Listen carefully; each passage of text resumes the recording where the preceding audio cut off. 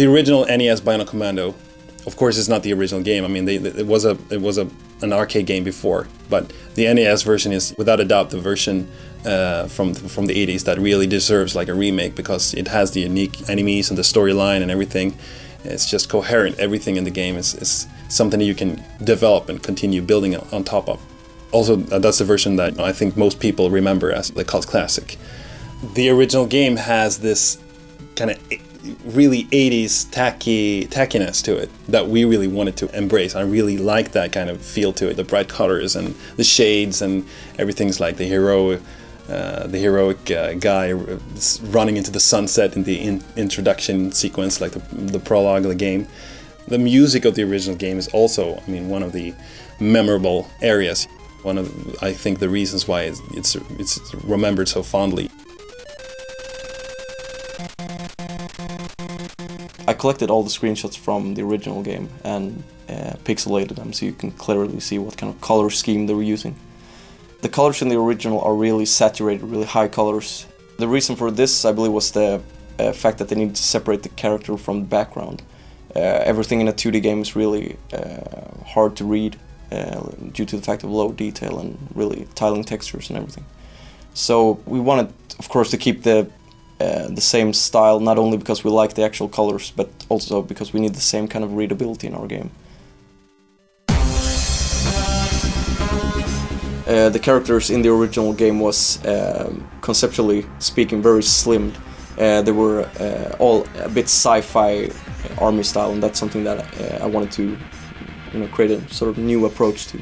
While having few characters, I want very diverse visual or conceptual impact on each character. Rad Spencer, the Bionic Commando, represents the street 80s. With the police jacket, army meets, cool 80s guy. Like, this guy goes to war in style. Yeah, exactly. That's the whole idea. And the reference for this was Iceman from Top Gun. Oh yeah. We had Marty McFly, also sort of 80s icons, legends. While Super Joe, we try to keep a more a specific American touch to. He has this kind of he's the American Sam hero. Elliott cowboy approach, while the Wired Gunner is some sort of more Austrian. Austrian Lederhosen style combined with RoboCop design elements, which is also really something I enjoy doing. The bosses of the original NES game, I mean, they weren't that great.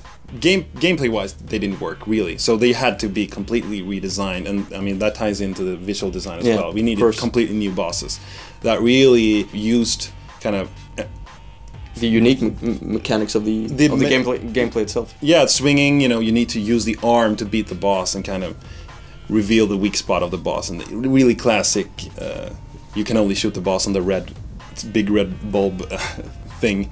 So we wanted to bring that into the game and also make sure that you always need to use the arm and the weapons to beat the boss. Yeah. And we went crazy with the bosses. Yeah, we really did. All the boss concepts, I mean, they started on a gameplay concept. I had an idea for how we would fight the boss, and then I brought it to Jacob, and then the visual, like the design of how it should look in detail, really took shape. Yeah, it was definitely a gameplay governed design process, where the bosses in some cases might look odd simply because they support a strange or unique gameplay. I had an idea of a boss where you would kind of unscrew bolts on the front of it, and shield plates would fall off, and then you would reveal like the weak spot of the boss. Yeah, it is. Well, in the original there was a silly enemy, I can't remember which area, but Area 7. Yeah, Area 7 was controlling a small tank of some sort. Yeah, some kind of machine device, and that's something we just used as to ignite the inspiration for the Siege machine, or all the bosses actually being controlled by small people. Still an element which is hilarious and needed to be, taken care of in some manner. Working and collaborating with Capcom is wonderful. It's an honor working with a company that made so many great games that I played when I was a kid. We have Gunsmoke, we have Mega Man, of course, we have DuckTales, all with great graphics, great music, great gameplay, everything that set the bar for so many genres. Working with them and learning from their expertise and experience within making games, and also being able to bring your ideas to the table and have them, look at that and say, yeah, this is good, work with this. It's so enjoyable. People have been waiting for 20 years for a sequel or a remake of this game, because the wire mechanic doesn't age, so it's timeless. The fan expectations are, of course, huge.